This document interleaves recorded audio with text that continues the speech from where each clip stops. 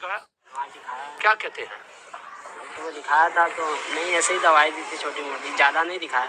हाँ। डॉक्टर तो हंसने लगते हैं क्योंकि हमको पता है कि दूसरी चीज है। दूसरी चीज है, डॉक्टर हंसने लगते हैं क्यों? वो ऐसे सिर इसकी मारता है, बहुत ब्रेन पूरी ऐसे हिलती है पूरी सर, और ये बाथरूम की जगह से खिंचाव होती है, खूब दर्द होती है वहाँ, और बोलता फूले से दवा देता, फुला देता। देखो ये कांप रहे हैं ना। हाँ ऐसे ही कांपते, हम भी कांपते हैं, हमको भी अंदर अंदर गला दबा था। आपकी ही चीज है, आपकी ही चीज आपके बेटे पे आ गई है, आपका प्रॉपर इलाज नहीं हुआ।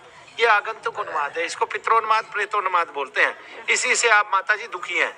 ये वेदना है आपको, ये कष्ट है, इसको डॉक्टर नहीं मिटा रहा है। ठीक है, ये मिटाने की जिम्मेवारी बीएमएस डॉक्टर की है।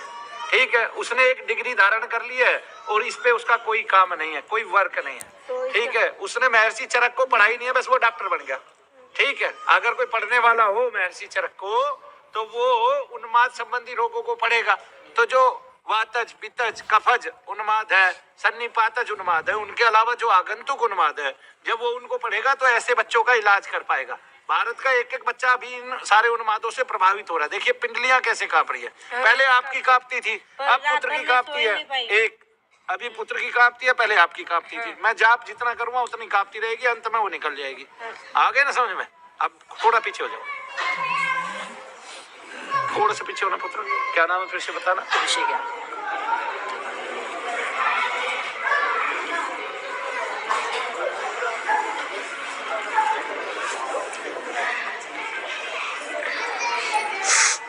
तेरा क्या नाम है? दीपाली यादव। हाँ।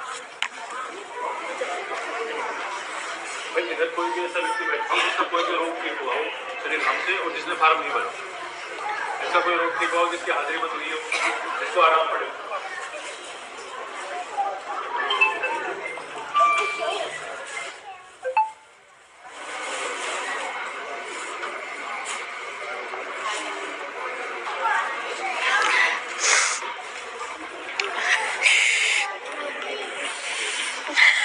आगे नहीं समझो बेटा, ये माँ से आपको आया है, इसको उन्मादित रोग बोलते हैं, आगंतुक रोग बोलते हैं। ऐसी क्या बीमारी है जो एक समान पुत्र में और माता में होती है? हाँ दोनों में। ठीक है, अब बताइए डॉक्टर इसका क्या इलाज करेगा?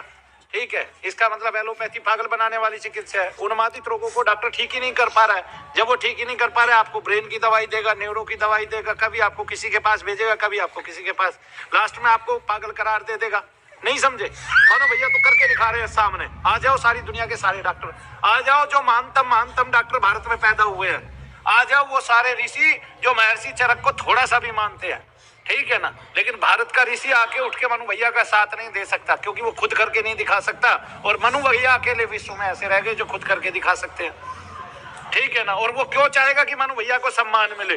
क्यों? क्योंकि उसका अपना सम्मान घटता है, चाहे वो शंकराचार्य ही क्यों ना हो। यहाँ आके बैठ गए, उसने ये कह दिया हाँ ये आदमी ठीक कर रहा है, उन्हीं का सम्मान घट जाएगा। कोई कहेगा शंकराचार्य जी आप करके दिखाना, उससे होगा नहीं। हो गई बल्ले बल्ले। बोलिए शनिदेव महाराज की।